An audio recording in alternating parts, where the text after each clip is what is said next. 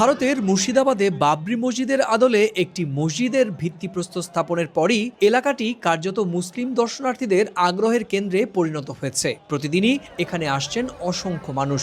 এমনকি পরিস্থিতি নিয়ন্ত্রণে রাখতে জেলা পুলিশকে বাড়তি ফোর্সও মোতায়েন করতে হয়েছে। 12 নম্বর জাতীয় সড়ক ঘেঁষে এই মসজিদ নির্মাণ করা হবে, ফলে খুব সহজেই বাস যাত্রীরাও এসে নামাজ আদায় করতে পারবেন।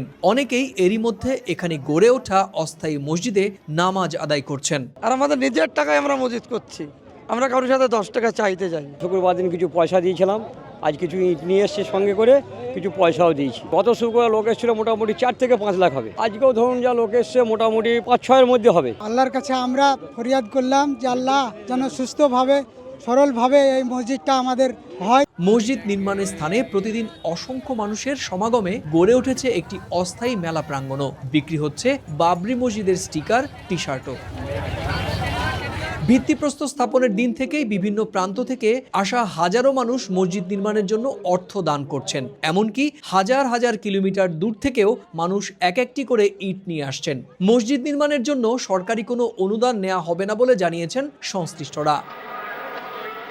1992 সালের 6 ডিসেম্বর ভারতের উত্তরপ্রদেশের অযোধ্যায় ঐতিহাসিক বাবরি মসজিদ ভেঙে ফেলা হয়। ওই ঘটনার 33 বছর পর চলতি মাসের 6 তারিখ বেলডাঙ্গার এই মাটিতেই বাবরি মসজিদের আদলে একটি মসজিদের ভিত্তিপ্রস্তর স্থাপন করা হয়। তবে কবে নাগাদ মসজিদের নির্মাণ কাজ শুরু হবে সে বিষয়ে এখনো স্পষ্ট করে কিছু জানানো হয়নি।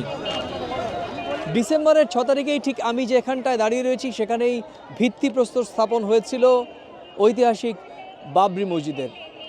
সেই বাবরি মসজিদের নির্মাণ কাজ এখনও শুরু না হলেও হাজার হাজার ধর্মপ্রাণ মুসল্লিরা এখানে সমবেত হচ্ছেন প্রতিদিন, যা প্রত্যেক দিনের রেকর্ড ভাঙছে।